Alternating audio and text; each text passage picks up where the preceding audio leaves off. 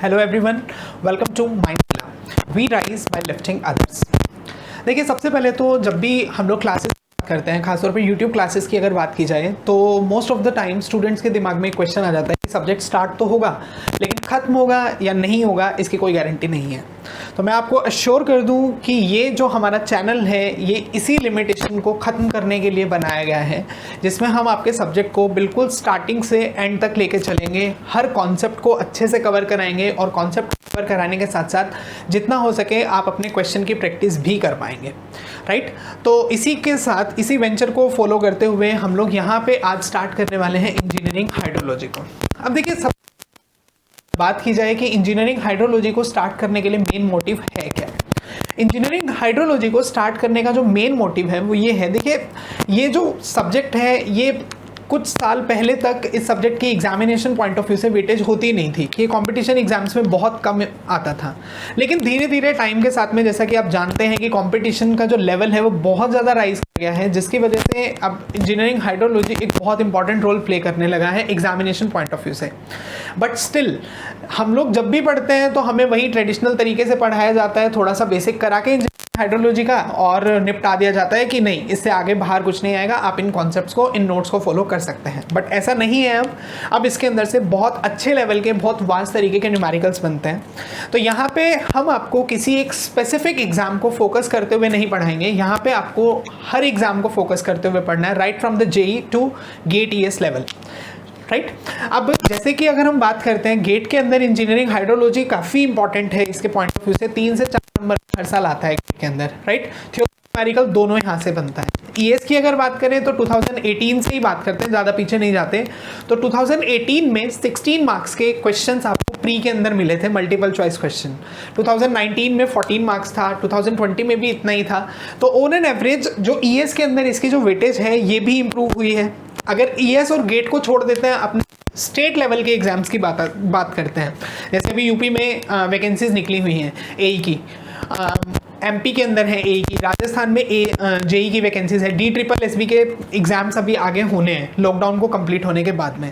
तो ये एग्जाम्स बेटा ऐसे एग्जाम्स हैं जिसके अंदर कंपटीशन लेवल तो आपको बहुत ज़्यादा मिलेगा, नो डाउट। लेकिन इन एग्जाम्स को क्वालिफाई सिर्फ उस तरीके से किया जा सकता है कि हम अपने मेजर सब्जेक्ट्स के साथ साथ माइनर सब्जेक्ट्स को भी फोकस करना स्टार्ट करें। माइनर सब्जेक्ट्स में जैसे इरिगेशन इंजीनियरिंग है, हाइड्रोलॉजी है, एयरपोर्ट इंजीनियरिंग है, इस तरीके के सब्जेक्ट्स पे भी आपको फोकस करना है, क्योंकि देखो मेजर सब्जेक्ट तो हर कोई आता है, हर कोई उसके क्वेश्चंस के आंसर दे सकता है, राइट। तो अभी फिलहाल हम लोग अपने सब्जेक्ट को जब स्टार्ट करेंगे तो स्टार्ट करने से पहले एक बार इसका एक थोड़ा सा ओवरव्यू लेते हैं, इसके सिलेबस के बारे में जानते हैं कि सिलेबस है क्या, हमें कौन कौन से टॉपिक्स को स्टडी करना है। उसके बाद हम लोग 1 बाय 1 अपने यूनिट्स को कवर करेंगे, राइट। तो अगर हम सिलेबस को डिस्कस करते हैं तो बेटा सिलेबस पॉइंट ऑफ व्यू से हम लोग अपने हाइड्रोलॉजी को जब पढ़ते हैं, इंजीनियरिंग हाइड्रोलॉजी की अगर बात की जाए खास तौर पे, तो हम लोग इसको टोटल 4 यूनिट्स के अंदर स्टडी कर सकते हैं। पहला यूनिट है हमारे पास में इंट्रोडक्शन टू हाइड्रोलॉजी। इसमें हम लोग बात करेंगे कि हाइड्रोलॉजी होती क्या है, हाइड्रोलॉजी के अलावा हाइड्रोलॉजिकल साइकिल क्या होती है, हाइड्रोलॉजिकल साइकिल के अलावा catchment area, water budget equation, छोटी सी यूनिट है, आज हम इसी को ही कवर करने की कोशिश करेंगे। न्यूमेरिकल अप्रोच इस यूनिट से कम रहती है कंपैरेटिवली थ्योरेटिकल अप्रोच के, राइट। आगे बढ़ते हैं। Next is precipitation. नाम से ही पता चल रहा है, बहुत से लोग इसको रेनफॉल बोल देते हैं, बट एक्चुअल में precipitation is not rainfall. Rainfall is a form of precipitation. Rainfall precipitation की एक फॉर्म है। प्रेसिपिटेशन की 6 टाइप के फॉर्म्स हैं, इन्हीं सब के बारे में डिस्कशन करेंगे। कितने टाइप्स का होता है प्रेसिपिटेशन, फॉर्म्स कौन कौन सी हैं, कैसे हम प्रेसिपिटेशन को मेजर कर सकते हैं, अलग अलग फॉर्म्स को, उनके numericals calculations, number of rain gauges calculations, data presentation, average values, वो सब हम लोग यहाँ पे बात करते हैं, राइट। थर्ड हम लोग डिस्कस करते हैं एब्स्ट्रैक्शंस फ्रॉम प्रेसिपिटेशन। मीन्स जो रेनफॉल वाला वाटर है ये कहाँ कहाँ पे लॉसेस के अंदर जाता है। एब्स्ट्रैक्शंस में आप देख सकते हैं मैंने टोटल 4 टॉपिक्स लिखे हैं, evaporation, transpiration, infiltration and runoff. 1 by 1 इन सभी को डिस्कस करेंगे। इनफैक्ट एक इनिशियल लॉसेस भी आता है, राइट, वो भी आएगा इसमें। उसके बाद में आगे हम बात करेंगे अब हाइड्रोग्राफ के बारे में। एक रन ऑफ का बेसिकली जो ग्राफिकल वेरिएशन है, उस ग्राफिकल वेरिएशन को हम लोग हाइड्रोग्राफ नाम देते हैं। तो यहाँ पे उसी रन ऑफ के एनालिसिस को हम जब ग्राफिकल एनालिसिस फॉलो करेंगे तो वो हाइड्रोग्राफ बनेगा। कितने कंपोनेंट्स होते हैं, टाइप्स ऑफ हाइड्रोग्राफ्स, वो सब कुछ यहाँ पे स्टडी किया जाएगा। कैसे आप एक हाइड्रोग्राफ को दूसरे हाइड्रोग्राफ में कन्वर्ट कर सकते हैं, synthetic hydrograph, Snyder type, S curve, वो सब यहाँ पे डिस्कस होगा। अब ये तो है टोटल जो 4 पार्ट्स हैं अपने पास में, मेजर हम लोग इनको पढ़ते हैं। इसके अलावा एक और पार्ट है जो अधिकतर सिलेबस में अलग से मेंशन होता है, वो है ग्राउंड वाटर हाइड्रोलॉजी, जिसमें confined aquifers, unconfined aquifers, sources of water, ये सब आता है, राइट। अब जो वेल हाइड्रोलिक्स का टॉपिक है, या आप ये बोल सकते हैं जो ग्राउंड वाटर हाइड्रोलॉजी है, ये हमारे कोर्स में सिर्फ हाइड्रोलॉजी में नहीं है, ये हाइड्रोलॉजी में भी है, हाइड्रोलॉजी के अलावा ये सॉइल मैकेनिक्स में भी है और इन्वायरमेंटल इंजीनियरिंग में है। तो हमें इसको जब कवर करना है, हम वेल हाइड्रोलिक्स को भी कवर करेंगे, राइट। तो हम तीनों के साथ एक साथ कवर कर लेंगे। अब एग्जाम के अंदर जो क्वेश्चन आएगा वो ये थोड़ी बोलेगा कि सॉइल का क्वेश्चन है या इरिगेशन का है, हाइड्रोलॉजी का है। इनफैक्ट इरिगेशन में नहीं, इन्वायरमेंट में आता है ये। तो बेसिकली वो तो क्वेश्चन होगा, तो वो कॉन्सेप्ट को चाहे आप सॉइल का मान के कर लो, चाहे हाइड्रोलॉजी का मान के कर लो, डेफिनेटली आपके पास में, आपको तो बस आंसर से ही मतलब है, राइट। तो यहाँ पे हम लोग अब आज की क्लास में जो स्टार्ट करेंगे, आज की क्लास में हम हमारी फर्स्ट यूनिट को स्टार्ट करेंगे, that is introduction to hydrology. तो चलिए स्टार्ट करते हैं।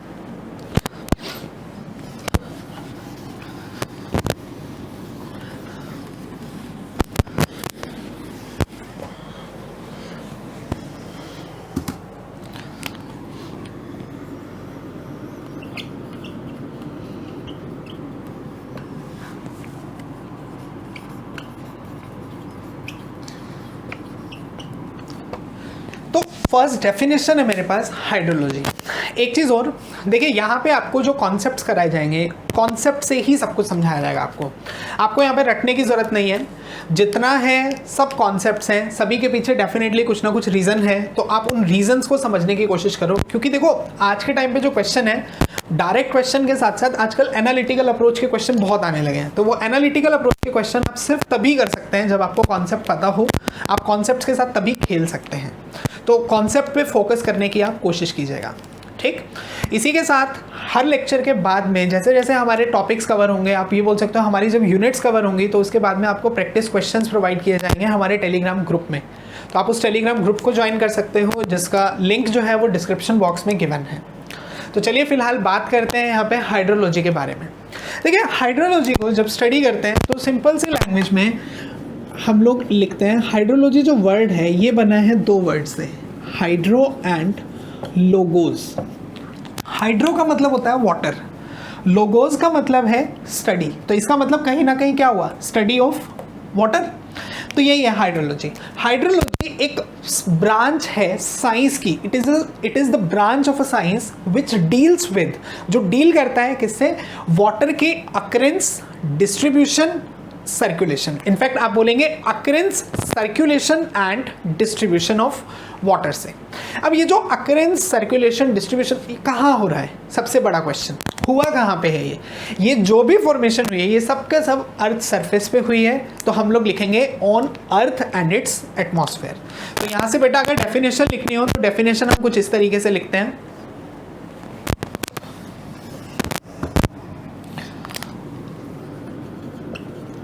it is the branch of science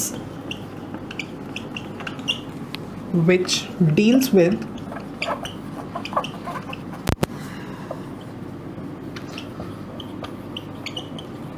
occurrence, circulation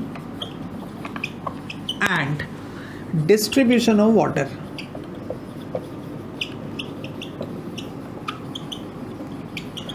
on earth and its atmosphere. तो देखिए ये बनी हमारे पास हाइड्रोलॉजी की definition, the branch of science which deals with occurrence, circulation and distribution of water on earth and its atmosphere is known as hydrology. अब इसी hydrology में अगर हम नेक्स्ट डेफिनेशन की बात करते हैं तो नेक्स्ट डेफिनेशन है hydrological cycle.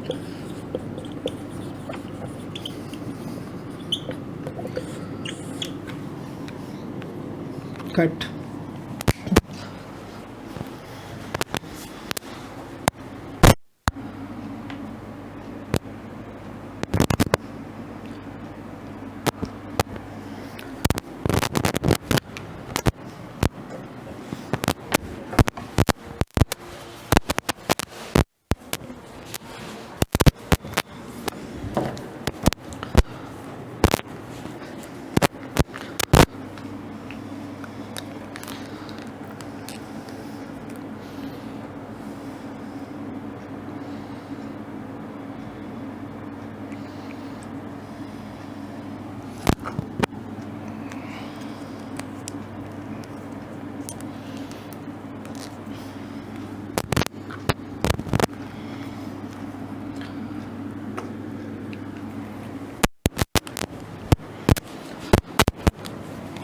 Start.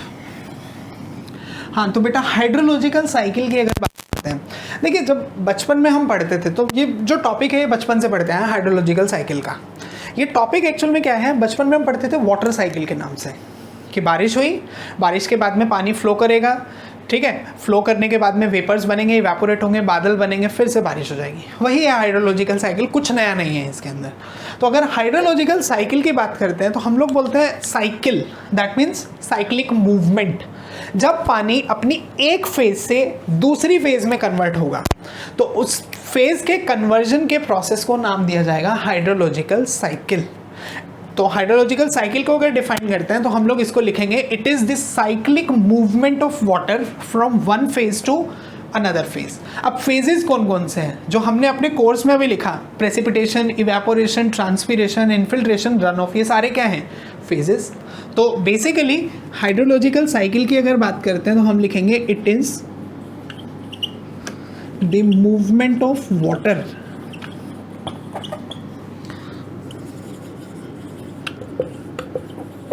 from one phase to another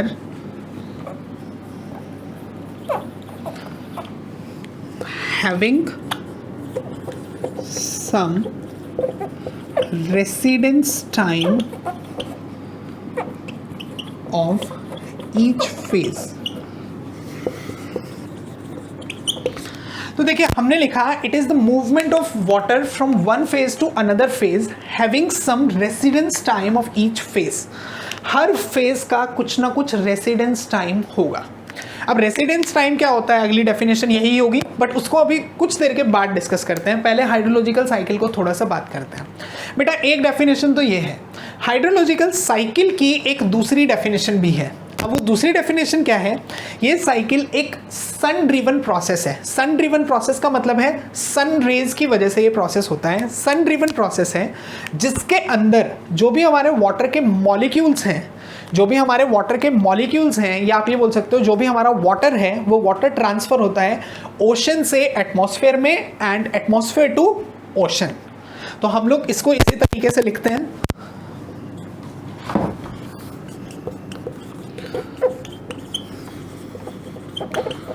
it is the sun driven process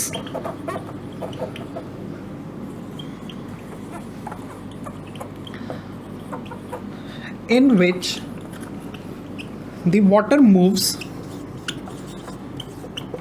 from atmosphere, from sea to atmosphere and from atmosphere to sea। इसमें साथ में एक पॉइंट छोटा सा और ऐड करना है, वाया लैंड सरफेस। अब इसको समझो, देखिए मैंने बताया सन ड्रिवन प्रोसेस, दैट मीन्स सन की वजह से होगा, जो हमारा सूर्य है सूर्य की वजह से ये प्रोसेस एग्जिस्ट करेगा, सनरेज की वजह से, जिसमें पानी की मूवमेंट होगी सी से एटमॉस्फेयर में। सी लिख सकते हो, ओशन लिख सकते हो, एक ही बात है। And from atmosphere to sea via land surface. देखिए इसको समझिए, सबसे पहले क्या हुआ, हमारे पास में जो ओशन था, अब जितना भी ओशन है जो भी, उसके अंदर पानी अवेलेबल है, तो वेपर्स बनेंगे, वेपर्स बने तो क्या हुआ, इवेपोरेशन। अब इवेपोरेशन के बाद में वेपर्स बन के कंडेंसेशन हुआ, बादल बने और बारिश हो गई, प्रेसिपिटेशन। अब यही वाला पानी, प्रेसिपिटेशन वाला पानी जब लैंड सरफेस पे आएगा तो ये किसकी फॉर्म में, सरफेस पे फ्लो करता हुआ आगे मिल जाएगा वापस से नदियों को, और नदियों से फ्लो होता हुआ वापस से समुद्र में पहुंच गया। तो इनडायरेक्टली रन ऑफ जो है, रन ऑफ किसने कॉन्ट्रीब्यूट किया, रन ऑफ का मतलब होता है सरफेस पे पानी का फ्लो करना। तो रन ऑफ किसकी वजह से हुआ, प्रेसिपिटेशन की वजह से, और इसी रन ऑफ की वजह से वापस से इवेपोरेशन हो सकता है, क्योंकि कुछ पानी तो नदियों में बहता हुआ वेपर्स में कन्वर्ट हो जाएगा, कुछ ओशन के थ्रू कन्वर्ट हो जाएगा। तो इनडायरेक्टली ये साइकिल पूरी की पूरी चलती रहेगी, evaporation, precipitation, runoff and then back evaporation. तो ये जो पूरा पार्ट हमने बनाया है एक्चुअल में ये है हाइड्रोलॉजिकल साइकिल, राइट। अब इसमें देखिए सी से एटमॉस्फेयर समझ में आया, उसके बाद में एटमॉस्फेयर टिप सी कैसे हुआ, रेनफॉल, रेनफॉल से रन ऑफ हुआ लैंड सरफेस पे, और उसके बाद में फिर वो वापस से वेपर्स में कन्वर्ट हो जाएगा, राइट। तो ये पूरा प्रोसेस था। अब बेटा हाइड्रोलॉजिकल साइकिल से एक छोटा सा क्वेश्चन है ये क्वेश्चन आपके इंटरव्यूज में भी बहुत पूछा जाता है और ऑब्जेक्टिव लेवल से एग्जाम के अंदर भी कवर हो सकता है। What is the starting point of hydrological cycle? इस साइकिल का इनिशियल पॉइंट भी आ सकता है, स्टार्टिंग पॉइंट भी आ सकता है, एक ही बात है कौन सा होगा। तो एक्चुअल में क्योंकि देखो साइकिल है, तो जब साइकिल है तो इसका तो कोई पार्ट होगा नहीं, कोई स्टार्टिंग पॉइंट नहीं है, तो एक्चुअल में हाइड्रोलॉजिकल साइकिल का कोई भी स्टार्टिंग या इनिशियल पॉइंट नहीं है। बट ये तो हो गया एक थियोरेटिकल एस्पेक्ट, लेकिन प्रैक्टिकली हम लोग मान के चलते हैं जो ओशन है, ocean is the starting point of hydrological cycle. ये सिर्फ एक अजम्पशन है, राइट? तो एग्जाम के अंदर कोई पूछता है सिंपल सा, ये हाइड्रोलॉजिकल साइकिल का स्टार्टिंग पॉइंट कौन सा है, तो आप क्या लिखेंगे? There is no starting point. लेकिन कोई पूछता है कि कौन सा अज्यूम किया जाता है, तो हमारा आंसर क्या होगा? तो हमारा आंसर होगा ओशन या फिर सी। तो ये दोनों पॉइंट्स नोट बना के जरूर लिखिए अपने नोट्स के अंदर। पहला पॉइंट हम लिखेंगे देयर इज नो स्टार्टिंग और initial point of hydrological cycle. Second point की अगर बात करें, सी और ocean is assumed as the starting point of the cycle। तो बेटा यहाँ पे हमने ये कंप्लीट पढ़ा कि एक्चुअल में हाइड्रोलॉजी क्या होते हैं और हाइड्रोलॉजी के बाद में हाइड्रोलॉजिकल साइकिल क्या है। हाइड्रोलॉजिकल साइकिल की दो डेफिनेशंस हैं और इसके साथ में इनके इनिशियल पॉइंट्स के बारे में हमने डिस्कशन किया। अब एक चीज़ और छोटा सा पॉइंट, कई बार ऐसा भी हो सकता है ऑप्शन में आपको कंफ्यूज करने के लिए यहाँ पे सी की जगह लैंड सरफेस दिया जाए, सी की जगह पे या इनफैक्ट एटमॉस्फेयर की जगह पे लैंड सरफेस दिया जाए, तो कंफ्यूज नहीं होना कि सन ड्रिवन प्रोसेस जिसमें वाटर की मूवमेंट होगी सी से लैंड पे एंड लैंड टू सी, वो भी सही है, क्योंकि सी से लैंड पे पानी कैसे आएगा? बारिश के थ्रू, इवेपोरेशन होगा, प्रेसिपिटेशन होगा तभी तो आएगा, तो आप उसको भी मेंशन कर सकते हो, वो पॉइंट भी बिल्कुल ठीक है, राइट? तो ये बना हमारे पास में हाइड्रोलॉजी एंड हाइड्रोलॉजिकल साइकिल। अब आगे बढ़ते हैं बेटा नेक्स्ट डेफिनेशन से। नेक्स्ट डेफिनेशन रहेगी हमारे पास में रेसिडेंस टाइम। तो चलिए अब बात करें रेसिडेंस टाइम से। एक्चुअल में रेसिडेंस टाइम क्या है? ये वो टाइम है बेसिकली, एवरेज टाइम, जिसमें वाटर का एक मॉलिक्यूल को अपनी एक फेज से दूसरी फेज में कन्वर्ट होने में लगता है। It is the average time taken by a water molecule in conversion और in movement from one phase to another phase. तो डेफिनेशन लिखते हैं इसकी अब।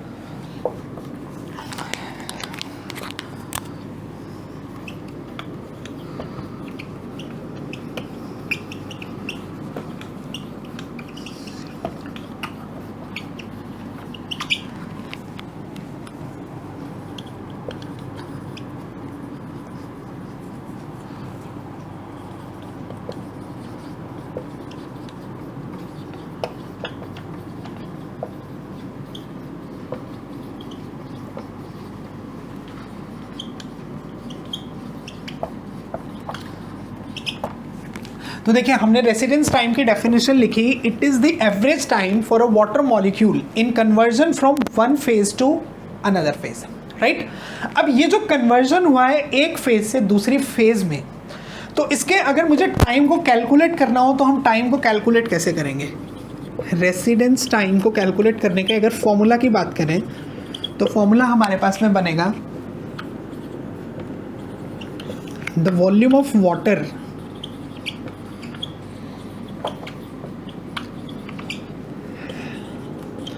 in a given catchment divided by flow of water in that catchment। एक given area में, catchment में, ये भी हम डिस्कस करेंगे कि कैचमेंट का मतलब क्या होता है, अगली डेफिनेशन यही रहेगी हमारी।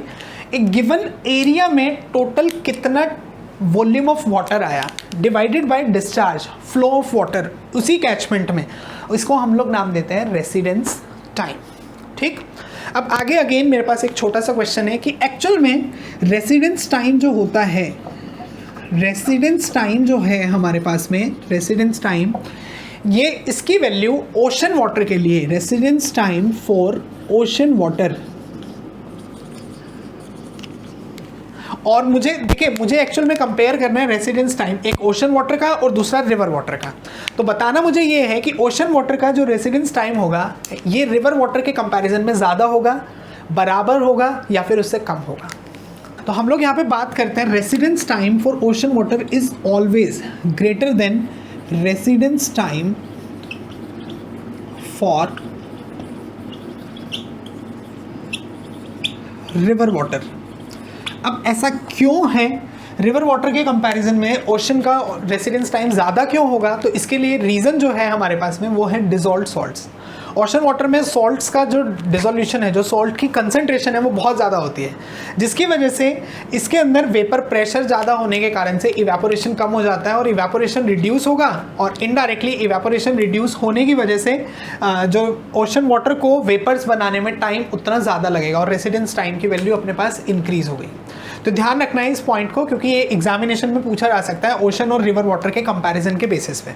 वैसे तो हम इसको डिटेल में आगे बात करेंगे, जब हम लोग इवेपोरेशन के बारे में डिस्कशन करेंगे तो वहाँ पे भी इसको हम लोग डिटेल में बात करेंगे। तो अभी आप सिर्फ एक आइडिया के फॉर्म में याद रख सकते हैं, डिसॉल्व्ड सॉल्ट्स की वजह से जो रेट ऑफ इवेपोरेशन है वो घट जाती है, and indirectly rate of evaporation घटने की वजह से आपके पास में यहाँ पे रेसिडेंस टाइम जो है वो ज़्यादा हो जाएगा।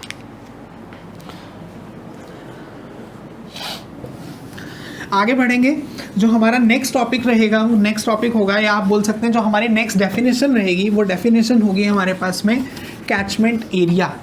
That means what is catchment area.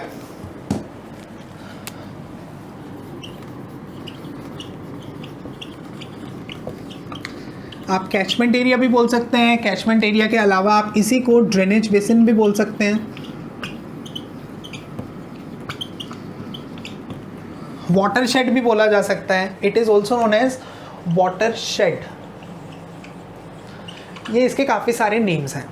अब देखिए सबसे पहले इसको समझते हैं। तो इसको समझने के लिए डायग्राम इसका बाद में बताएंगे। सबसे पहले लेट अस सपोज ये जो अपने पास में जो भी आप जिस रूम में बैठे हैं अभी फ़िलहाल उस रूम को कंसिडर करते हैं, और उसके सेंटर से जो भी उसका बीच वाला पार्ट होगा, इसके सेंटर से एक नेचुरल स्ट्रीम पास हो रही है। लेट अस सपोज एक रिवर पास कर रही है। जब बारिश होगी तो आसपास की जितनी लैंड है उसका पूरा का पूरा पानी क्या करेगा, सरफेस पे फ्लो होता हुआ, नॉर्मली फ्लो करता हुआ रन ऑफ की फॉर्म में उसी रिवर को ही तो कंट्रीब्यूट करेगा, उसी रिवर के अंदर आएगा। तो यही है कैचमेंट एरिया। कैचमेंट एरिया क्या बोलता है कि एक नेचुरल स्ट्रीम में कितने एरिया का पानी कंट्रीब्यूट करेगा, वो एरिया उस नेचुरल स्ट्रीम का कैचमेंट एरिया कहलाएगा। जैसे अगर डायग्राम से समझें तो अपने पास में एक ये नेचुरल स्ट्रीम है, इधर से इस तरीके से पानी की मूवमेंट हो रही है, इसके अंदर कोई भी हो सकती है नेचुरल स्ट्रीम, और ये हो गया इसका कैचमेंट एरिया। अब ये जितना एरिया है इस पूरे एरिया का पानी कहाँ पे कंट्रीब्यूट करेगा, इस पूरे एरिया का पानी इसी को कंट्रीब्यूट करना स्टार्ट कर देगा, यहीं पे फ्लो होके जाएगा। तो ये बन जाएगा अपने पास में कैचमेंट एरिया। तो कैचमेंट एरिया की अगर डेफिनेशन लिखी जाए तो डेफिनेशन भी यही है, the area of a natural stream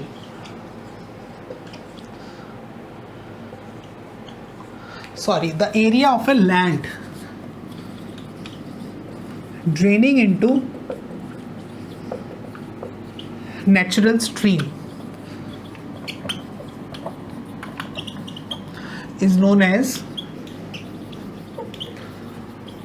catchment area। इसको हम कैचमेंट एरिया भी बोल सकते हैं, वाटर शेड भी बोल सकते हैं, वाटर डिवाइड भी बोला जा सकता है। वाटर डिवाइड खैर आगे अगला पॉइंट है, ड्रेनेज बेसिन भी इसको बोल सकते हैं। अब इसी कैचमेंट में ही एक छोटा सा पॉइंट और है, एक छोटी सी टर्म आती है क्लोज्ड कैचमेंट। क्लोज्ड कैचमेंट, अब ये क्या टर्म है क्लोज्ड कैचमेंट? देखिए ये बोलता है कि कोई ऐसा एरिया जिसमें से, जैसे अभी इसे एरिया का पानी जो है ये अपने पास में नेचुरल स्ट्रीम थी, इस स्ट्रीम से तो बाहर जा सकता है ना, इस स्ट्रीम के थ्रू ये इस एरिया को पास करते हुए बाहर निकल जाएगा, तो ये क्लोज नहीं है। कोई ऐसा एरिया जिसका पानी बाहर ना निकल सके, इसी के अंदर ही रहे, यहीं पे रह जाए, इसी में इसी एरिया के अंदर ही रहे, तो उसको हम लोग नाम देते हैं क्लोज्ड कैचमेंट। मतलब जैसे ये पूरा एरिया है, इस पूरे एरिया का पानी बाहर नहीं जाना चाहिए। जितना भी ड्रेन होके पानी आया, सेंटर में शायद कोई पॉइंट हो जिससे वो क्या करे, ग्राउंड वाटर में कंट्रीब्यूट कर दे, कोई इशू नहीं है, लेकिन वो सरफेस फ्लो के फॉर्म में उस एरिया से बाहर नहीं जाना चाहिए। तो उस टाइप के फ्लो को हम लोग नाम देते हैं, मतलब उस टाइप के एरिया को नाम दिया जाता है, कैचमेंट को नाम दिया जाता है क्लोज्ड कैचमेंट। एक छोटा सा एग्जांपल और देता हूँ क्लोज कैचमेंट का। बेटा इसका जो छोटा सा एग्जांपल है, जैसे हम लोग घर के अंदर जो वॉश बेसिन होता है हमारा, उस वॉश बेसिन में से एक सेंटर में एक होल होता है जिसको हमने नीचे जो हमारा ड्रेन के थ्रू सीवर से कनेक्टेड होता है। अब उसमें आप उस वॉश बेसिन के अंदर कहीं पे भी पानी डालिए, वो पानी फ्लो होके क्या करेगा, उसी पाइप से होता हुआ सीवर में चला जाएगा वेस्ट वाटर की फॉर्म में। वो जो वॉश बेसिन है वो एक क्लोज कैचमेंट की तरह काम करती है। जो घर में किचन के अंदर जो बर्तन साफ करने के लिए जो सिंक होती है वो भी एक क्लोज कैचमेंट है, राइट। एंड ये जो क्लोज कैचमेंट है इसका इनफैक्ट एक और नाम भी होता है, it is also known as sink. तो क्लोज कैचमेंट और सिंक की अगर डेफिनेशन की बात की जाए तो हम लोग लिखेंगे the catchment area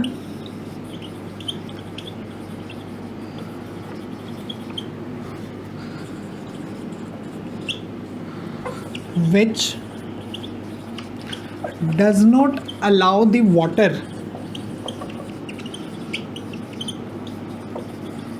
to pass from it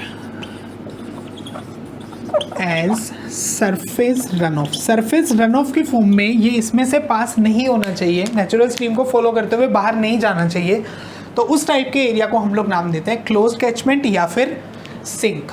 बेटा इसका एग्जाम्पल जो है, इसका एग्जाम्पल हम ले सकते हैं परमानेंट लेक। जो मैंने अभी आपको जो वॉश बेसिन का एग्जाम्पल दिया था, वॉश बेसिन के अलावा किचन सिंक का एग्जाम्पल दिया था, ये तो कॉमन हो गए ना डे टू डे लाइफ में। लेकिन अगर हम अपने इरिगेशन पॉइंट ऑफ व्यू से बात करते हैं या हाइड्रोलॉजी के पॉइंट ऑफ व्यू से बात करते हैं, तो जो परमानेंट लेक बनेगी, जैसे कई बार देखते हैं कि चारों तरफ में हिल्स हैं, पहाड़ हैं, बीच में एक छोटी सी एक लेक बनी हुई है या कोई पोंड बना हुआ है, ये एग्जाम्पल हो जाएगा अपने पास में क्लोज्ड कैचमेंट का। क्योंकि अब देखिए चारों तरफ से जब पहाड़ है तो पानी फ्लो होता हुआ कहाँ पे आएगा, उसी लेक में ही तो कंट्रीब्यूट करेगा, तो वो एक क्लोज्ड कैचमेंट की तरह एक्ट करेगा। आगे बढ़ते हैं। Next is water divide line. उसी कैचमेंट एरिया का ही पार्ट है वाटर डिवाइड लाइन, या फिर हम इसे सिंपल सा नाम दे सकते हैं रिज लाइन।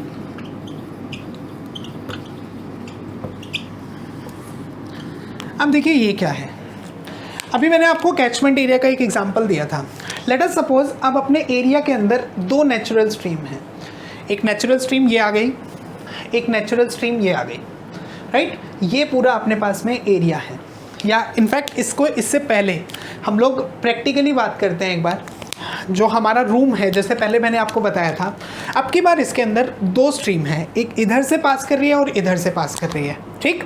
तो अब बारिश होगी तो नॉर्मली क्या होगा कि जो भी स्लोप के बेसिस पे कुछ पानी तो इस स्ट्रीम के अंदर कंट्रीब्यूट करेगा रन ऑफ की फॉर्म में, और कुछ एरिया इस स्ट्रीम में कंट्रीब्यूट करेगा रन ऑफ की फॉर्म में, स्लोप के बेसिस पे, राइट। तो उसी इरेगुलर स्लोप के बेसिस पे जब भी इन्होंने कंट्रीब्यूट किया, तो जिस लाइन से डिवीजन हुआ दो कैचमेंट एरिया का, उसको हम लोग नाम देते हैं वाटर डिवाइड लाइन या फिर रिज लाइन।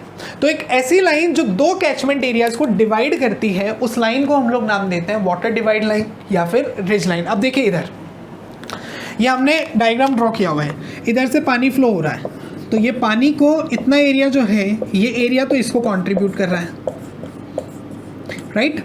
तो ये वाला जो पार्ट है ये इसमें कंट्रीब्यूट कर रहा है। तो इनडायरेक्टली ये जो ब्लैक वाली जो मैंने आपको डॉटेड लाइन शो की है, इसने क्या कर दिया, दोनों एरियाज़ को डिवाइड कर दिया ना।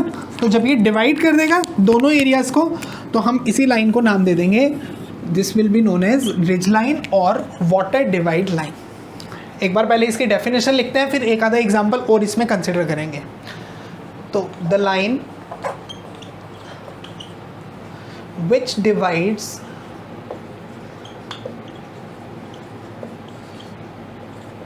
the two catchment areas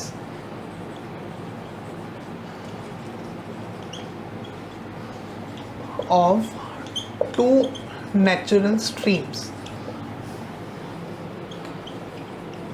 दो नेचुरल स्ट्रीम के कैचमेंट एरिया को डिवाइड करने वाली जो लाइन आती है, उस लाइन को हम लोग वाटर डिवाइड लाइन या फिर रिज लाइन बोलते हैं।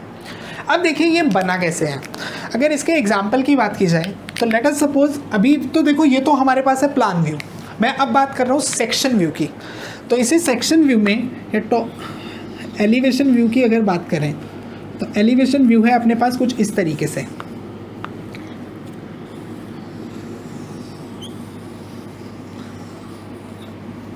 देखिए ये हमारे पास में पानी फ्लो हो रहा है, ये दो हमारे पास में नेचुरल स्ट्रीम है, ये हो गई अपने पास में स्ट्रीम 1,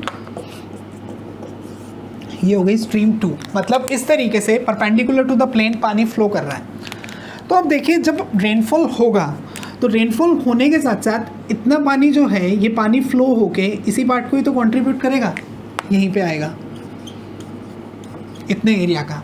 लेकिन इस एरिया का पानी यहाँ नहीं जा सकता, इस एरिया का पानी कहाँ जाएगा, इस पर्टिकुलर पॉइंट पे जाएगा।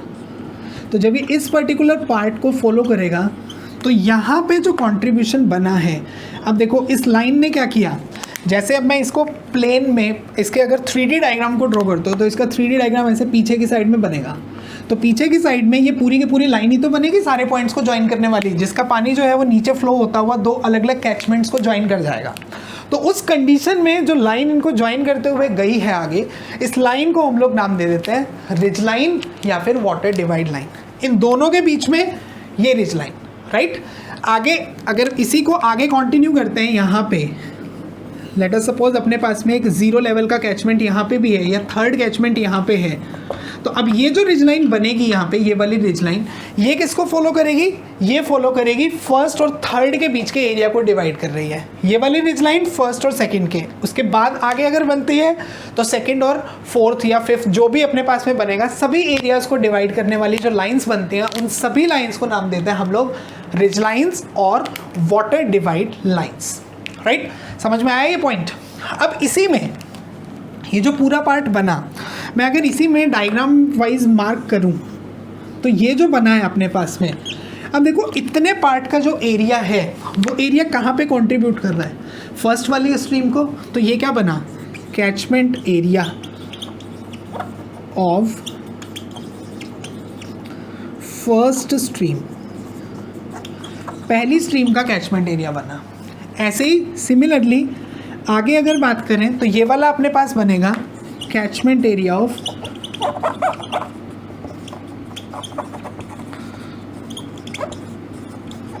Second stream. देखो बेटा इसको ध्यान से समझना है, समझने की कोशिश करो, क्योंकि इसको इमेजिन करना थोड़ा सा डिफिकल्ट है। तो बहुत से लोग यहीं पे ही छोड़ देते हैं इसे कि नहीं बहुत बोरिंग है, बहुत मुश्किल है, समझ में नहीं आ रहा, छोड़ो इसे। नहीं, हमें छोड़ना नहीं है इसको अच्छे से कवर करना है। तो ध्यान से catchment area of first stream और सेकेंड स्ट्रीम को डिवाइड करने वाली जो भी लाइन बनेगी उस लाइन को हम लोग नाम देंगे रिज लाइन और वाटर डिवाइड लाइन, राइट। इसी में लास्ट पॉइंट है मेरे पास, लीकेज ऑफ कैचमेंट।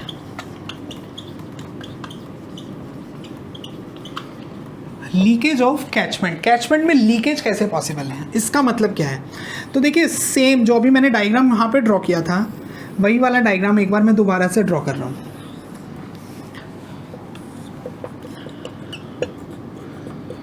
ये देखिए ये बना स्ट्रीम 1,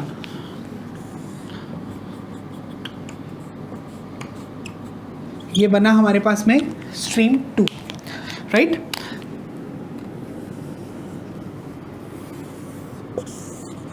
ये कैचमेंट एरिया हो गया फर्स्ट वाले पार्ट का, तो इसे मैंने लिखा कैचमेंट एरिया फर्स्ट, और ये वाला बना अपने पास में कैचमेंट एरिया 2, और इसी के परपेंडिकुलर प्लेन में इन पॉइंट्स को ज्वाइन करने वाली जो बन जाएंगे वो अपनी रिज लाइन्स बन जाएंगे, राइट। अब रेनफॉल हो रही है, या रेनफॉल से पहले अगर बात करें तो इस पार्ट का जो पानी है वो फर्स्ट वाले कैचमेंट को कंट्रीब्यूट करेगा, ये वाला सेकंड को, राइट। अब रेनफॉल हुआ तो जब बादल बने ऊपर, अगर मैं यहाँ पे क्लाउड्स को मेंशन करता हूँ तो इन क्लाउड्स की वजह से क्या होगा, पानी फ्लो होना स्टार्ट हुआ। अब बेटा देखो कुछ पानी तो ऐसा होगा कि जो डायरेक्टली इसमें कंट्रीब्यूट कर दे, कुछ पानी इसके सरफेस पे फ्लो होता हुआ गया, कुछ पानी, अब ये जो सॉइल है ये भी तो कुछ वाटर को एब्जॉर्ब करेगी। अब एब्जॉर्ब करने के बाद देखो यहाँ पे कुछ पानी ने एंटर किया इस पार्ट में, यहाँ पे कुछ पानी एब्जॉर्ब हो गया। अब ऐसा भी तो हो सकता है कि इसमें से कुछ पानी तो यहाँ पे कंट्रीब्यूट कर देगा, राइट। इधर से अपना ग्राउंड वाटर टेबल ऐसे चलता आ रहा है। तो ये बोलता है कि कुछ पानी तो इसमें आके ज्वाइन कर जाएगा, लेकिन कुछ पानी ऐसा भी तो होगा जो पानी क्या करेगा, इधर से फ्लो होता हुआ, इस तरीके से फ्लो होता हुआ अपने सेकंड कैचमेंट पे भी तो जा सकता है पानी, जो पानी अपने सेकंड कैचमेंट को कंट्रीब्यूट कर गया, ठीक है, आना किस में था, फर्स्ट में, लेकिन चला किस में गया, सेकंड कैचमेंट में। तो this process is known as leakage of catchment या फिर कैचमेंट लीकेज। तो लीकेज ऑफ कैचमेंट क्या है, ये एक प्रोसेस है जिसमें एक कैचमेंट एरिया का पानी किसी गलती से नेचुरल कॉजेज़ की वजह से सेकंड कैचमेंट को कंट्रीब्यूट करेगा, तो उस पार्ट को, उस प्रोसेस को नाम दिया जाएगा लीकेज ऑफ कैचमेंट। लिखते हैं इसे,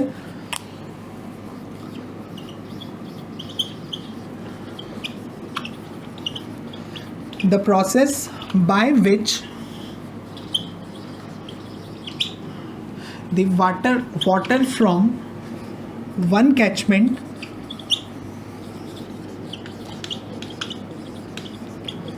contributes to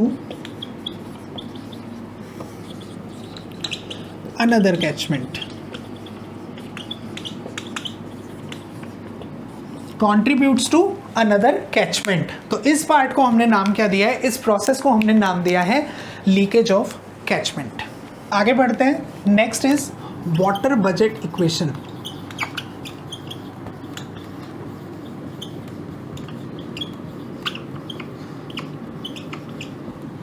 ये टॉपिक इंपॉर्टेंट है बेटा, एग्जामिनेशन पॉइंट ऑफ व्यू से इस टॉपिक से आपके पास एग्जाम के अंदर न्यूमेरिकल्स आ सकते हैं, तो ध्यान दीजिए इसे।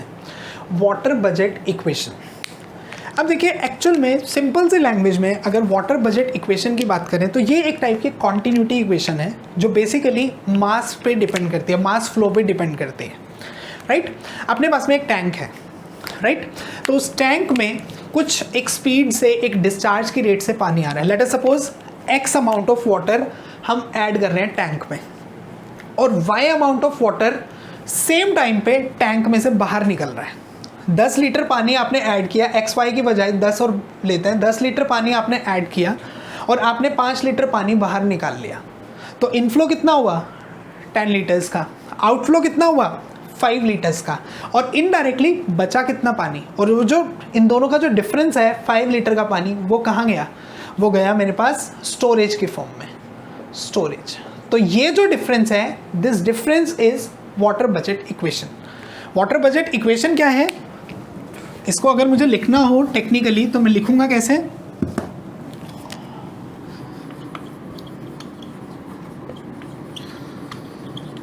मास inflow minus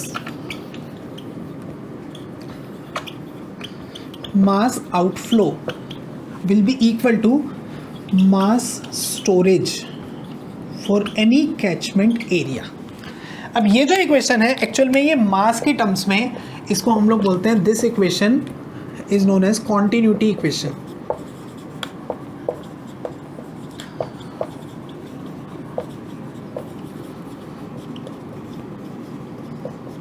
this equation is known as continuity equation. अब देखो मास इनफ्लो की बात करते हैं, मास हम लोग जनरली डेंसिटी क्या लिखते हैं, density is mass per unit volume. मैं इसको मास को ये लिख सकता हूँ डेंसिटी इंटू वॉल्यूम। पानी की अगर बात करते हैं तो डेंसिटी ऑफ वाटर आ जाएगा into volume.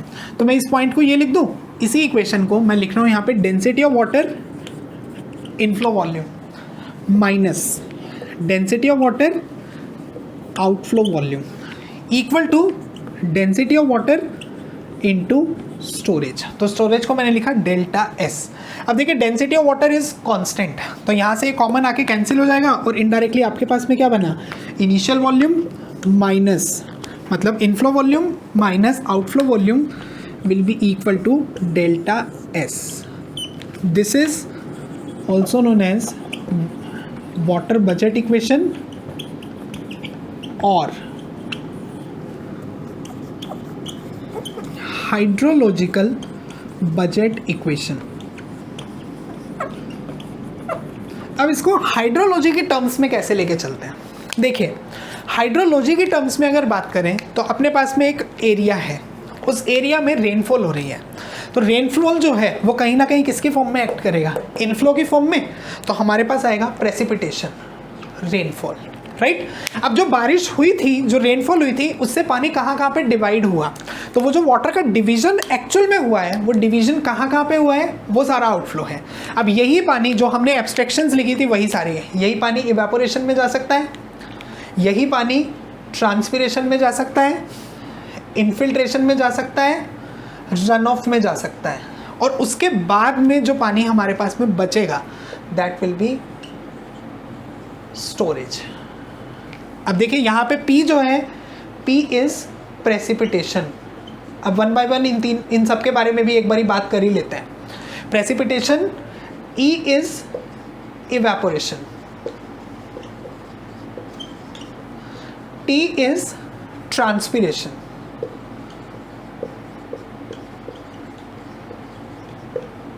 I is infiltration,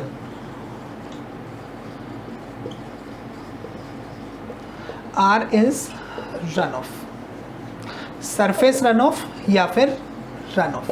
अब इन सब के बारे में एक बार एक ओवरव्यू लेंगे। वैसे तो इन्हें डिटेल में हमने बाद में कवर करना ही है, बट एक बार हम इसमें ओवरव्यू ले सकते हैं।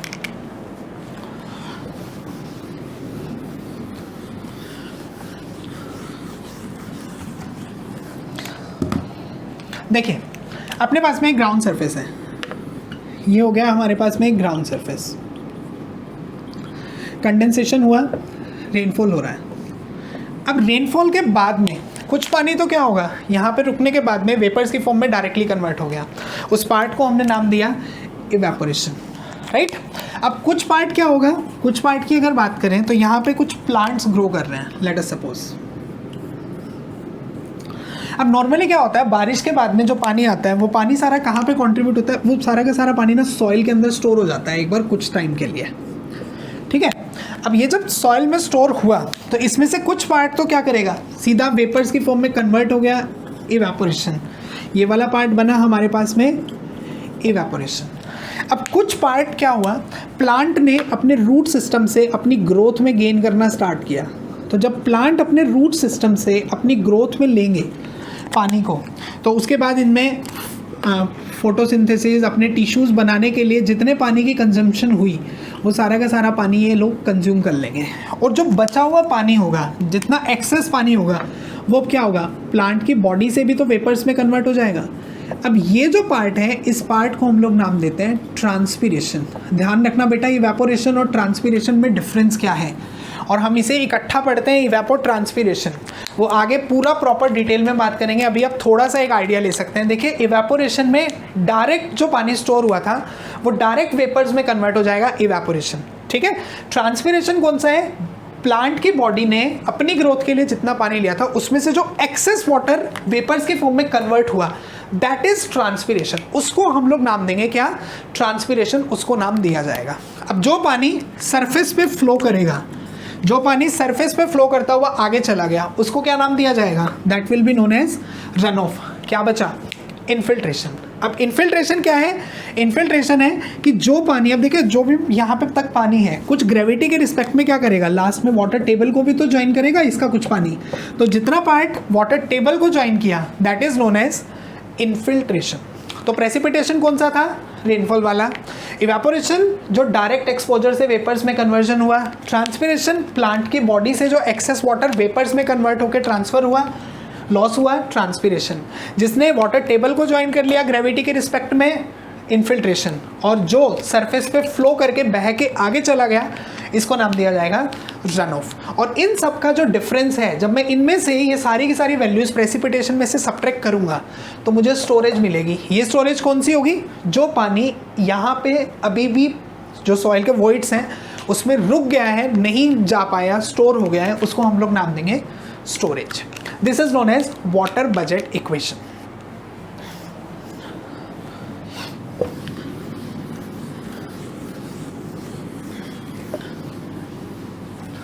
अब आगे इसी में थोड़ा सा और बात करते हैं। कुछ एक स्पेशल नोट है हमारे पास में, ये बोलता है जब भी लॉन्गर ड्यूरेशन की बात होगी, for very large time duration, और ये कितना, मोर देन 5 years, खास तौर पे 5 साल से ज़्यादा, तो हम लोग जो चेंज इन स्टोरेज है इसको 0 मान के चलते हैं। 5 साल से ज़्यादा में जब भी हम लोग इन सभी डेटा को इंक्लूड करना स्टार्ट करते हैं तो हमेशा जो चेंज इन स्टोरेज है उसको हम लोग 0 कंसिडर करके चलते हैं। उसके पीछे ये है कि हम लोग ये मान के चलते हैं कि जितना हमारे पास इनफ्लो होगा उसी रेट से हमारे पास में आउटफ्लो हुआ। क्योंकि देखो अभी हमने क्या लिखा, VI minus V0, initial inflow minus जो आउटफ्लो था, इनफ्लो माइनस आउटफ्लो, वो किसके इक्वल था, चेंज इन स्टोरेज। अगर ये टर्म 0 हो जाती है तो इसका मतलब क्या हुआ, इनिशियल और इनिशियल और फाइनल वैल्यूज़ हैं या फिर जो हमारा इनफ्लो और आउटफ्लो हैं ये दोनों के दोनों किसके इक्वल हो जाएंगे, equal, this will be equal to each other. ये तो है पहली कंडीशन। दूसरी कंडीशन ये बोलता है फॉर रिवर्स या फिर नेचुरल वाटर स्ट्रीम। अब देखिए इसको, रिवर्स और नेचुरल वाटर स्ट्रीम में ये बोलता है कि एक रिवर फ्लो कर रही है, उसी में डायरेक्ट बारिश हो रही है, रेनफॉल हो रहा है, तो प्रेसिपिटेशन तो आएगा, प्रेसिपिटेशन तो आएगा। क्या रिवर से रेनफॉल हो सकता है, बिल्कुल हो सकता है। तो हम लोग लिखेंगे प्रेसिपिटेशन, मतलब रेनफॉल की बजाय मैं बात करूंगा इवेपोरेशन की, क्या रिवर से, रिवर वाटर से वेपर्स में कन्वर्जन तो हो सकता है ना, इवेपोरेशन। ट्रांसपिरेशन पॉसिबल नहीं है, ट्रांसपिरेशन पॉसिबल नहीं है। आगे अगर बात करते हैं तो ये जो है मेरे पास में इन्फिल्ट्रेशन, ये भी पॉसिबल नहीं है क्योंकि नीचे वाली जो सॉइल होगी वो कंप्लीटली किस में फॉर्म होगी, वो कंप्लीटली डायरेक्टली सैचुरेशन को फॉलो करेगी। रन ऑफ पॉसिबल है लेकिन -R। और स्टोरेज को हम लोग अगेन 0 कंसिडर करके चलेंगे। अब बेटा स्टोरेज को 0 क्यों कंसिडर किया है, क्योंकि रिवर के अंदर पानी कॉन्टिन्यूसली रन ऑफ को कंट्रीब्यूट करता है, फ्लो करता रहता है, कभी भी स्टिल नहीं होता, तो जिसकी वजह से स्टोरेज की वैल्यू 0। तो यहाँ से अगर अपने पास में नेचुरल वाटर स्ट्रीम या फिर रिवर दिया है तो रिवर के केस में हम लोग लिख सकते हैं रेनफॉल माइनस रन ऑफ या precipitation minus runoff will be equal to evaporation. या फिर हम दूसरे तरीके से ये बोल सकते हैं कि evaporation is always less than precipitation. Evaporation की वैल्यू हमेशा कम होगी प्रेसिपिटेशन के रिस्पेक्ट में, राइट। तो ये था हमारे पास में पूरा कॉन्सेप्ट वाटर बजट इक्वेशन का। अब आगे बात करेंगे एक बार इससे रिलेटेड कुछ एक न्यूमेरिकल्स हैं। एक चीज़ और ध्यान रखना, जब भी हम इसके न्यूमेरिकल्स को फॉलो करेंगे तो बेटा यहाँ पे हम लगभग इसी इक्वेशन को यूज़ करते हैं न्यूमेरिकल्स को यूज़ करते हुए। ध्यान यहाँ पे ये रखना है, इसी इक्वेशन को जब आप फॉलो करेंगे यहाँ पे आप वैल्यूज़ को वॉल्यूम की टर्म्स में भी ले सकते हैं। ये सारी वैल्यूज़ अलग अलग वॉल्यूम की टर्म्स में भी आप ले सकते हैं। अगर टाइम ड्यूरेशन सेम है तो डिस्चार्ज में भी आ सकता है, लेकिन टाइम अगर अलग हुआ तो चेंज हो जाएगा। और आप इन्हीं वैल्यूज़ को डेप्थ में भी ले सकते हो क्योंकि कैचमेंट एरिया जो है वो तो सेम ही रहेगा, और कैचमेंट एरिया अगर सेम है तो उसके बेसिस पे डेटा वेरी कर सकता है, राइट। तो अब हम इसके न्यूमेरिकल्स को कवर करते हैं। तो बेटा हमारे पास फर्स्ट जो क्वेश्चन है वो क्वेश्चन ये है हमारे पास में, the drainage area of a river is 11,839 kilometre square and if the mean annual runoff is 144.4 cumecs and the average annual rainfall is 108 centimeters, estimate the loss in the catchment। देखिए ये बोलता है कि हमारे पास में जो कैचमेंट एरिया है वो कैचमेंट एरिया दे रखा है 11,839 किलोमीटर स्क्वायर। आगे बोलता है जो एनुअल रेनफॉल है, रेनफॉल दिया है 108 सेंटीमीटर का, और जो रन ऑफ दिया है वो रन ऑफ कितना दिया है 144.4 क्यूमेक्स। आपको लॉसेस बताने हैं। सबसे पहला पॉइंट बेटा, जब भी इस तरीके के न्यूमेरिकल्स आएंगे ना, सबसे पहले आप फोकस करो कि हमें सोर्स क्या दिया है। देखिए सोर्स कौन सा है, रिवर है। तो रिवर में अभी हमने क्या लिखा था, रिवर में हमारे पास में वाटर बजट इक्वेशन क्या था, precipitation minus run of will be equal to, precipitation minus runoff will be equal to evaporation। तो इनडायरेक्टली मुझे ये बताना है precipitation और runoff मुझे दिया है, राइट। अब देखिए इस टाइप का जो क्वेश्चन आएगा, इस क्वेश्चन के 2 सॉल्यूशन हो सकते हैं। दोनों सॉल्यूशन आप सुनिए, उसके अकॉर्डिंग आप अपने ऑप्शंस को देखते हुए उनमें से फॉलो करना। अब देखिए आपके पास में अगर प्रेसिपिटेशन की बात की जाए तो बेटा प्रेसिपिटेशन मुझे दिया है 108 सेंटीमीटर्स का, राइट। रन ऑफ की अगर बात की जाए तो रन ऑफ मुझे दिया है 144.4 क्यूमेक्स, ये दिया है।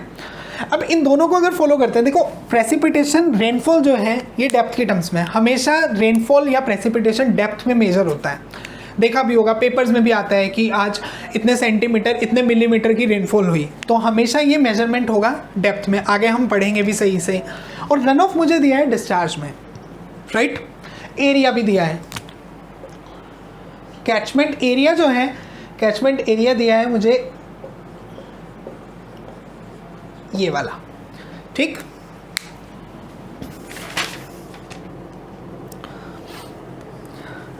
स्टार्ट।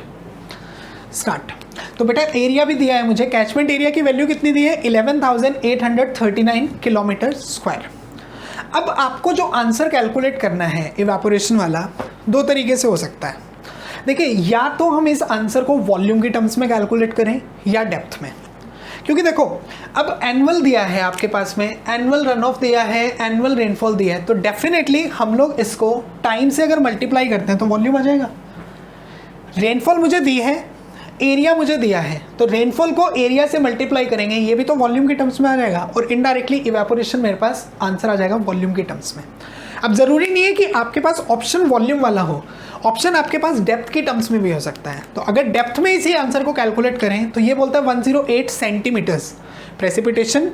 रन ऑफ कैसे आ सकता है, देखो वॉल्यूम ऑफ वाटर को अगर हम एरिया से डिवाइड कर दें तो भी तो डेप्थ आएगी, तो इनडायरेक्टली इवेपोरेशन आ जाएगा, राइट। दोनों में से कैसे भी आप करेंगे, लेकिन आप ऑप्शंस जरूर देखेंगे, ऑप्शंस जिसमें दिए हैं या यूनिट्स, कई बार अब जैसे गेट का एग्जाम है तो गेट में वो लिख देता है कि आपको इसे कैलकुलेट करना है, let us suppose in metres आपको कैलकुलेट करना है, तो मीटर्स में जब कैलकुलेट करना है तो आपको फिर क्या करना पड़ेगा, इसको डेप्थ वाइज ही लेके चलना पड़ेगा। तो अब अगर हम इसे सॉल्व करते हैं तो सबसे पहले प्रेसिपिटेशन तो मुझे 108 सेंटीमीटर का दिया है, नो डाउट।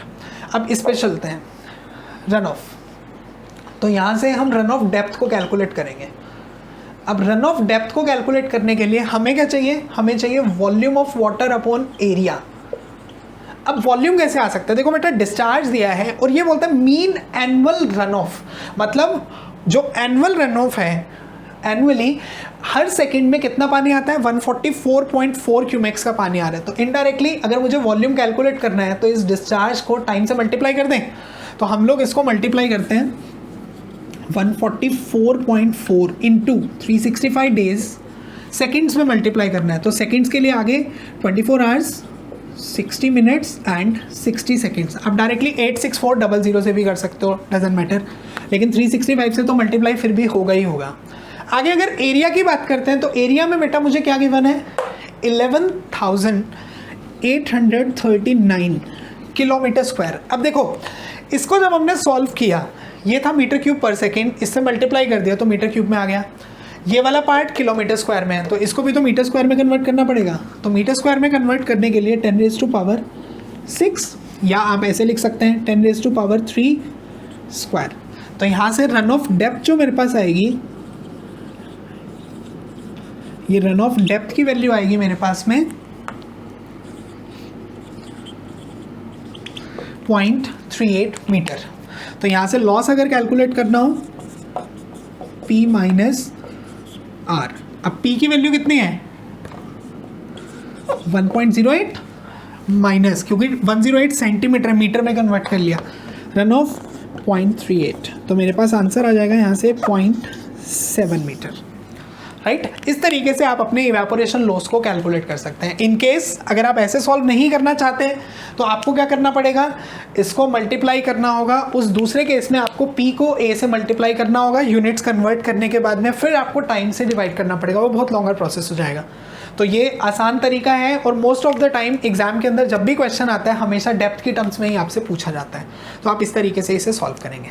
सो देखिए मेरे पास नेक्स्ट क्वेश्चन है, following observations were noted for a lake having area of 5000 hectares, average inflow in a month is 6 cumecs, average outflow in a month is 6.5 cumecs, rainfall during the month is 145 mm, evaporation during the month is 6.1 centimeters, water surface elevation above datum before the month is 103.2 meter, right? Calculate the water surface elevation of the lake at the end of the month.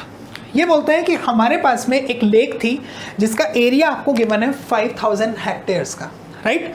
Month start होने से पहले इसमें पानी के surface का elevation कितना दिया है, 103.2 मीटर का एलिवेशन मुझे गिवन है। ये बोलता है एवरेज इनफ्लो कितना होगा एक महीने में, ऑन एन एवरेज जो पानी का फ्लो हो रहा है, इनफ्लो हो रहा है वो है 6 क्यूमेक्स का, उसी महीने में आउटफ्लो कितना है 6.5 का, रेनफॉल 145, इवेपोरेशन 6.1। आपको कैलकुलेट करना है कि मंथ का जब एंड होगा तो उस टाइम पे लेक का एलिवेशन क्या होगा। देखिए बिल्कुल सिंपल सा क्वेश्चन है। सेम आपको वही वाटर बजट इक्वेशन लगानी है। अब वाटर बजट इक्वेशन क्या था, inflow minus outflow equal to storage. अब देखिए अगेन अपने क्वेश्चंस के आंसर्स जैसे मैंने आपको पिछले क्वेश्चन में बताया, या तो वॉल्यूम के टर्म्स में या तो डेप्थ के टर्म्स में आप कैलकुलेट कर सकते हैं। देखिए आपको बताना है एलिवेशन, तो इनडायरेक्टली लेवल तो चाहिए मुझे, और लेवल हमेशा हाइट के टर्म्स में आएगा, तो क्यों ना हम अपने आंसर्स को, स्टोरेज को हाइट के टर्म्स में ही कैलकुलेट करें। तो बेटा जब हम हाइट के टर्म्स में कैलकुलेट करेंगे, अब टोटल इनफ्लो कितना होगा, टोटल इनफ्लो देखो इनिशियल इनफ्लो कितना गिवन है, इनिशियल इनफ्लो ये वाला, और इसी के साथ में इनिशियल इनफ्लो के साथ में जो रेनफॉल है ये भी तो इनफ्लो में ही कंट्रीब्यूट करेगी। ये जो हमने रेनफॉल लिखी है ये किस में कंट्रीब्यूट करेगी, इनिशियल में। तो ये वाला जो पार्ट है अपने पास इनफ्लो वाला, इसके अंदर हम लिख सकते हैं रेनफॉल डेप्थ। अब इनिशियल इनफ्लो कितना, अब इनिशियल इनफ्लो की अगर बात करते हैं तो देखो 6 क्यूमेक्स दिया है, तो 6 क्यूमेक्स के बेसिस पे डिस्चार्ज को टाइम से मल्टीप्लाई करेंगे तो वॉल्यूम, और टाइम कितना, एक मंथ गिवन है तो 30 डेज का टाइम, तो 30 डेज आगे फिर इसको 24 इंटू 60 इंटू 60। एरिया, एरिया कितना है, एरिया है हमारे पास में 5000 हेक्टेयर्स। मैंने क्या किया है, इसको वॉल्यूम अपॉन एरिया करके डेप्थ में कन्वर्ट करना है, तो 5000 हेक्टेयर्स और इसको मीटर स्क्वायर में कन्वर्ट करेंगे तो इंटू 10⁴। साथ में रेनफॉल डेप्थ, रेनफॉल डेप्थ कितना है 145 mm, तो 145 mm मीन्स 0.145 मीटर। तो यहाँ से आएगा हमारे पास में टोटल इनफ्लो,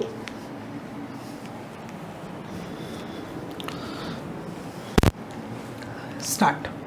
तो बेटा यहाँ से टोटल इनफ्लो की वैल्यू कितनी आएगी मेरे पास में 0.456 मीटर। ये तो बना हमारे पास में VI। सिमिलरली आउटफ्लो, अब टोटल आउटफ्लो, टोटल आउटफ्लो में किसने कंट्रीब्यूट किया। अब आउटफ्लो में इनिशियल वैल्यू तो है 6.5 क्यूमेक्स की, और ये जो इवेपोरेशन है ये भी तो आउटफ्लो में कंट्रीब्यूट करेगा। तो यहाँ पे आपके पास में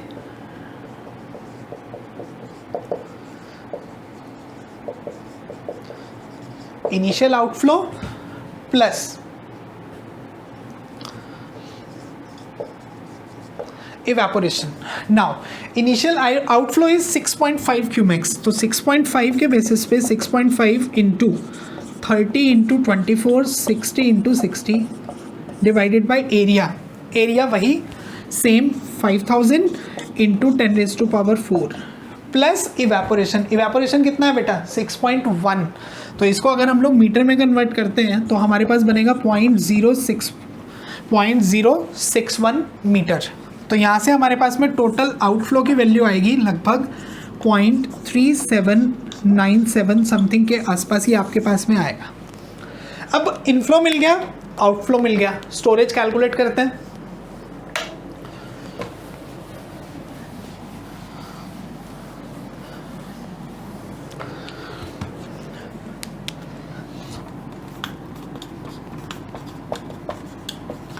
अब इनफ्लो की वैल्यू कितनी है, इनफ्लो इज 0.456,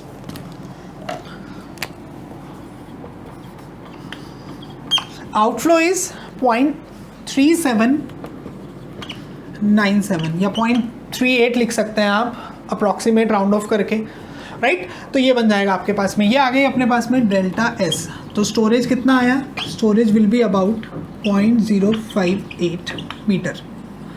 अब ये आ गया बेटा स्टोरेज, राइट। इसने बोला इनिशियल लेवल कितना है, इनिशियल लेवल है 103.2, इतना पानी स्टोर हुआ 0.058 मीटर डेप्थ का पानी, तो इनडायरेक्टली फाइनल लेवल क्या आ जाएगा, तो final elevation will be 103.2 plus 0.058, 103.258 metres. ये बना आपके पास में फाइनल एलिवेशन। अब बेटा अगर ऐसा भी हो सकता है, ज़रूरी नहीं है कि यही आए, कई बार ऐसा भी हो सकता है कि डेल्टा एस की वैल्यू नेगेटिव आ जाए किसी क्वेश्चन में। अगर डेल्टा एस नेगेटिव आ गया तो फाइनल एलिवेशन के केस में हम क्या करते, फिर 103.2 में से फिर उस केस में हम 0.058 को सब्ट्रैक्ट करके चलते हैं। तो इस तरीके से आपको वाटर बजट इक्वेशन के न्यूमेरिकल्स को फॉलो करना है, राइट। सिंपल से न्यूमेरिकल्स है, कोई ज़्यादा नहीं है, सिर्फ इक्वेशन को समझना है आपको, और समझने के बाद में कौन सा पार्ट इनफ्लो में कंट्रीब्यूट करेगा, कौन सा आउटफ्लो में कंट्रीब्यूट करेगा, इतना ध्यान रखते हुए अपने क्वेश्चंस को फॉलो करना है, राइट।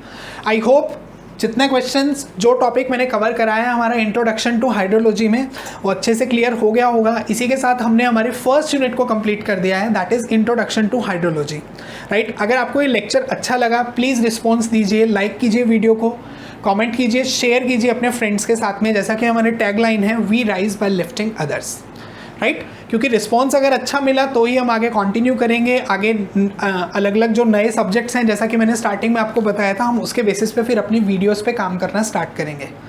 तो I hope you guys are at home, stay safe and like the video, comment, subscribe the channel also. Thank you.